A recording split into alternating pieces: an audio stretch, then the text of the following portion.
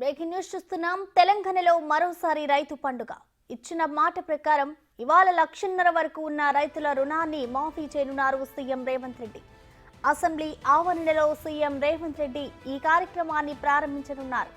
ఈ విడతలో సుమారు 7 లక్షల మంది రైతులకు దాదాపు 7,000 కోట్ల రుణమాఫీ చేసేందుకు ప్రభుత్వం సిద్ధం చేసింది. 3 విడతల్లో రుణమాఫీ పూర్తి చేసేలా ప్రభుత్వం ప్రణాళిక చేసింది.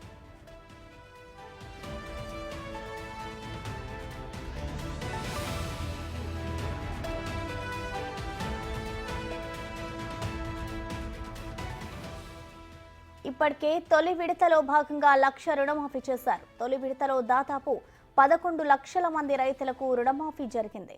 రైతుల ఖాతాల్లో 6,000 కోట్ల రూపాయలు జమ చేశారు. ఆగస్టు 15 లోపు 2 లక్షల వరకు రుణమాఫీ చేస్తామని సీఎం రేవంత్ రెడ్డి ఇప్పటికే ప్రకటించారు.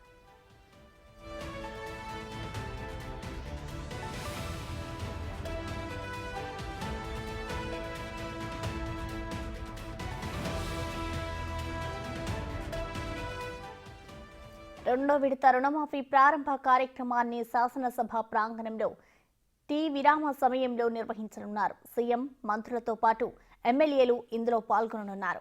లోక్సభ నియోజకవర్గానికి 2 రైతుల చొప్పున ఆహ్వానించి వారికి సీఎం చేతుల మీదుగా చెక్కులను అందజేయనున్నారు.